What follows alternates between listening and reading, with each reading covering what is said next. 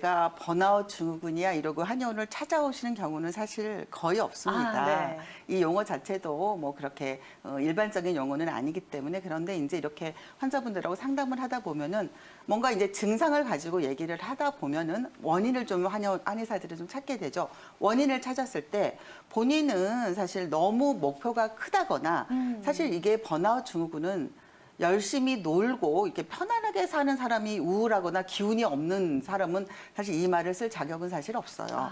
번아웃 증후군이라는 내 몸을 정말 불사를 정도로 열심히 일을 했던 그런 학생이든 어떤 직장인이든 혹은 사회인이든 아니면 집에서 사실 아이들을 열심히 육아를 한 그냥 전업주부도 사실 올 수 있는 증상이거든요.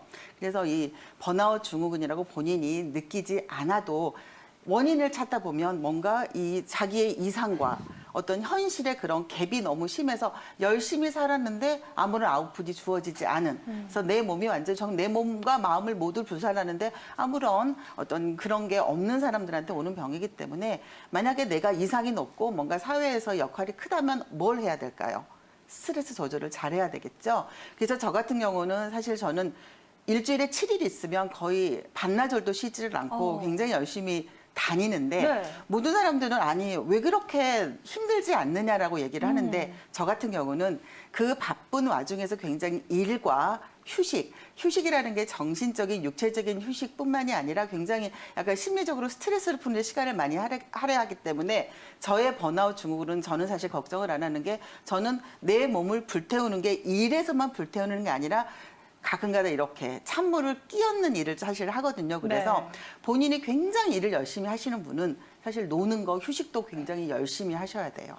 네, 그게 굉장히 이 번아웃 증후군을 조금 탈피하는 굉장히 방법이고 특히 이제 우울감이라든지 약간 무기력을 호소를 하시는데 이 번아웃 증후군에서 나오는 무기력증이나 우울증은 정말 찐이 다 빠져나가서 손가락 하나 들 힘도 없고 아무런 의욕이 없는 굉장히 심각한 상태십니다. 하지만 증상이 심각한 만큼 원인이 너무 명확하기 때문에 그 원인에 따라서 본인의 어떤 정신 심리 상태를 조금 일에서 좀 벗어나거나 스트레스 관리를 잘 하시면 증상에 비해서는 조금 쉽게 조금 다시 좀 회복할 수 있는 방법이기 때문에 큰 걱정은 안 하시고 일단 가까운 곳에서 좀 상담을 내 마음을 좀 툭 털어놓을 수 있는 좀 대화 상대를 찾는 것도 굉장히 중요한 어떤 솔루션이 될 수 있습니다.